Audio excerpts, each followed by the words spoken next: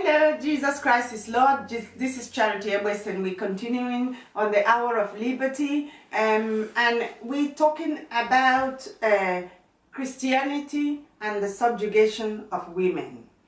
And I'm going to read, we said that we will read Romans chapter 12, verse 10 in complete Jewish Bible. And this says, I'm reading verse 10, love each other devotedly and with brotherly love, and set examples for each other in showing respect. Okay, where and why don't we ever talk about respecting women in the churches?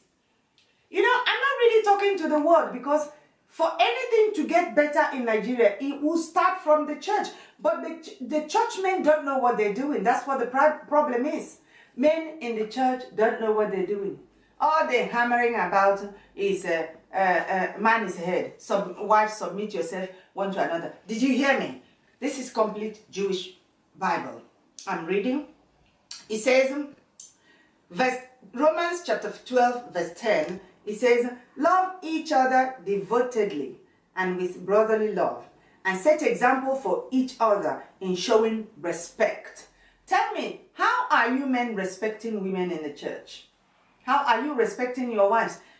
Ever since I was born, all I've been hearing is how to look after man. Can we for once teach about how to look after women? That's why I don't go to you guys' conference, women conference, because it's all the mumbo jumbo about how to look after men. Why don't we have conferences on how to look after women? Why do we not have that? After all, what do men do? What do men do? What do they do? That all these manifold look at, are they invalids? You have to cook for them? Eh? They need their food cooked? They need their houses cleaned?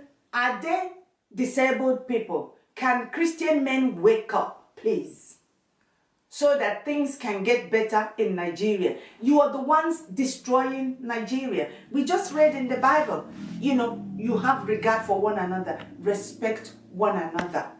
That's what you need to do. You need to respect women. You have killed too much of it. Did you listen to that man? He killed his wife, and then he comes to the bottom of it. He's advising women.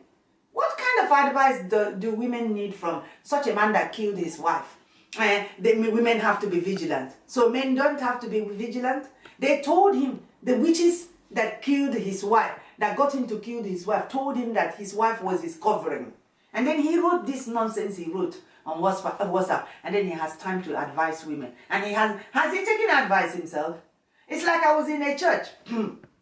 One Mother's Day, a pastor got up, and of course an African pastor, got up, wives, after, take your husbands to restaurants, take them out to eat. I said, I beg your pardon, pastor. It's Mother's Day. It is a day of pampering women. What do you mean take your husbands out? If we took our husbands out today, what do we do on Father's Day? So, and we live in a world of what to do for men. Everything is you do that for man, you do this for man, you do this for man. And I'm so sorry to say, because of that, you guys have destroyed your boys.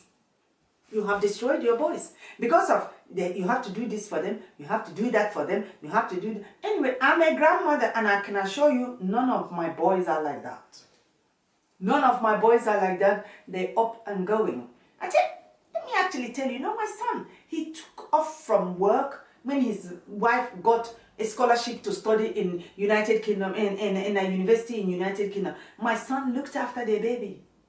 And when his wife graduated, he went back to work. How is that? How about that? And they're doing very well as a family. They're doing very well. It's not this, you people in Nigeria that have destroyed everything that is in Nigeria, always with a chip on your shoulder, and there's nothing in it. Pride and ego. Where does it take you? Nothing. You don't know anything. You don't know a scat. How many engineers have you got in Nigeria? It took an Asian person to bring solar light to Nigeria. How many? How many engineers? How many electrical engineers do you have? Even with PhD, you couldn't do that. You couldn't do that. It took an Asian person to bring solar light in Nigeria, where the heat is blazing. What is it that you Nigerian men do anyway? What do you do? Can you tell me what you do? I need to hear. Yeah? You email me, can CanChristianLiberty@gmail.com. CAN ChristianLiberty@gmail.com.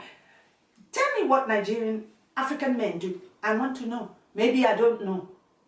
I don't know, because I've left Africa for a very long time.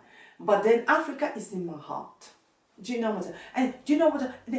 Tell me, who will save my Nigeria? Help me save my Africa. I love Nigeria with all my heart, but when you get there, a little prat that doesn't know his left from his right hand, we want to talk down on you. You see that on Facebook everywhere. Look at this one. When did he wake up? He hasn't even woken up from sleep, and he wants to put mouth in intelligent discussion. In an intelligent discussion. Can you guys take this your boys and go and teach them in their head? Teach them in their head. If you teach them the Bible, that's the beginning of wisdom. They will from there learn.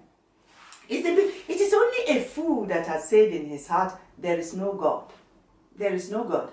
You need to learn. Teach them from the Bible.